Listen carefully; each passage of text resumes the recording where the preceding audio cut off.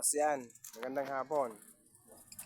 Samahan niyo akong pakain ng ating malagang ringneck. Dahil may bago tayo ringneck dito boss. Ito yun. Yan. Itong may batik-batik yung may batik-batik yung batok. Ayan, dalawa. Bali bago nating alaga yan boss. Pakainin natin. Ayan. Mukhang sanay sila sa mga boss sa tao. So siyempre hindi natin papalabasin yan. Lalayasan tayo yan. Ayan Bale, kung napapansin nyo, mas maamo pa sila kaysa sa dito sa mga dati nating alaga. Kasi yung mga dati nating alaga, pansin niyo, di nakain sa kamay talagang parang nailang pa. Ito ang dalawa, walang alinlangan. Ayan. Kain sila agad.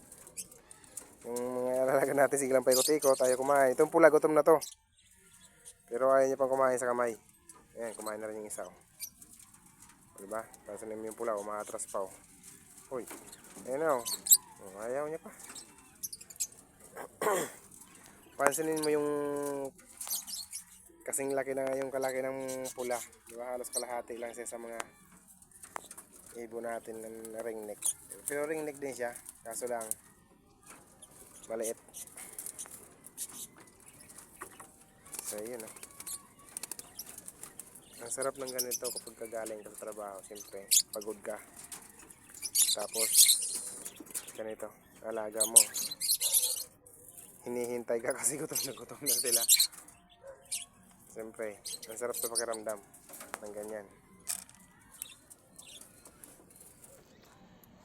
Ayan, bibigyan natin sila ng pagkain nila kasi para makain na sila na maayos. Ayan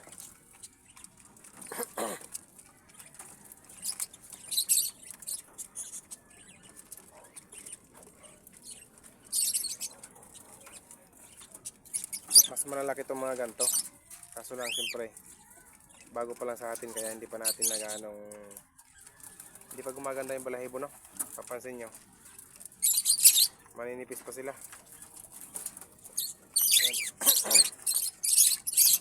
Kaya matagal pa sila magbe-breed kung sakali. Kasi maninipis pa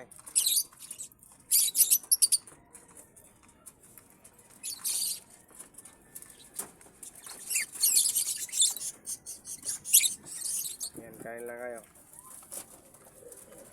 Sobrang gutom Itong puti natin, galing to kay Virowell. Sobrang laki niyan. Sobrang laki ng katawan. Barako yan, barako. Yan. Kaso nga lang, di nagpapahawak. Sobrang ilap. Tasin mo siya malaki Haba pati ng buntot niya.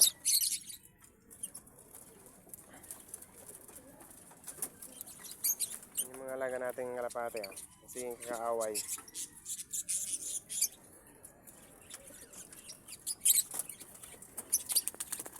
Kung nabulunan na ata. Yes. Palitan muna natin ng tubig. Yung tubig ay lumabo.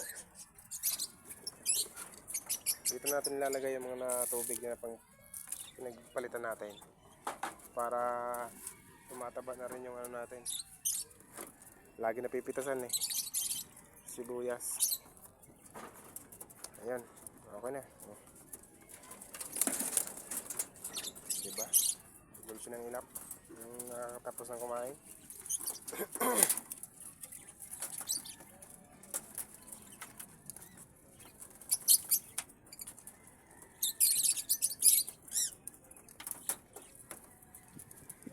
Itong bago nating ringneck mga boss,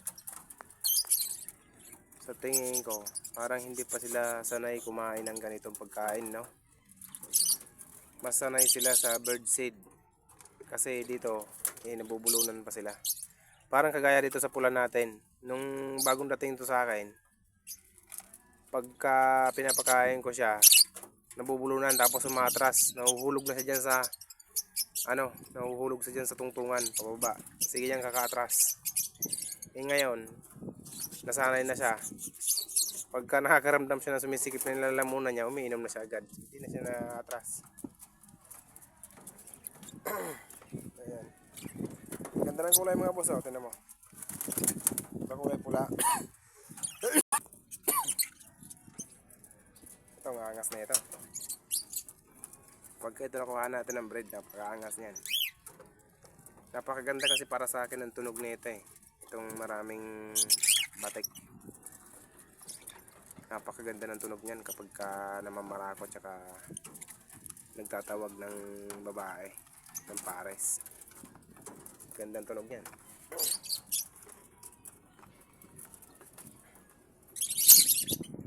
Ayan, hayaan na muna natin silang kumain ng kumain para talagang mabusog. Sulit yung paghihintay nila sa maghapon.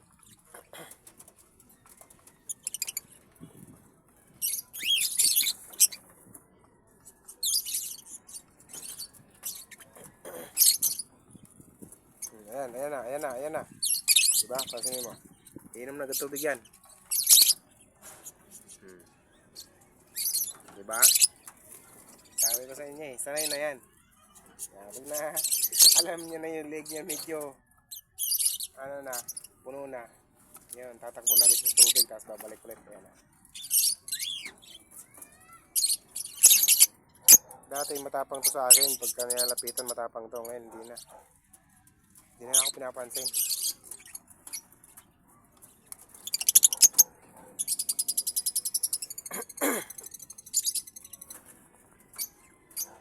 Nagaganda na ako sa kulay nito.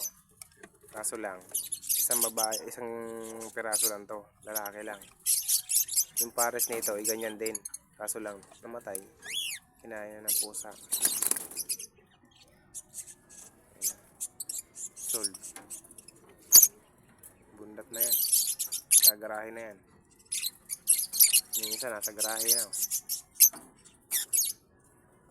Kaso ang problema dito mga boss, hindi ko pa malaman kung pares ba to o hindi. Kung babae o lalaki ba to. Kasi tingin ko pareho ata babae. Eh wag naman sana.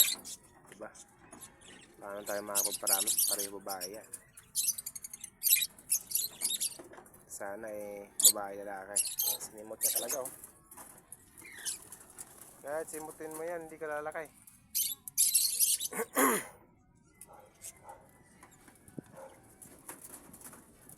Tama na.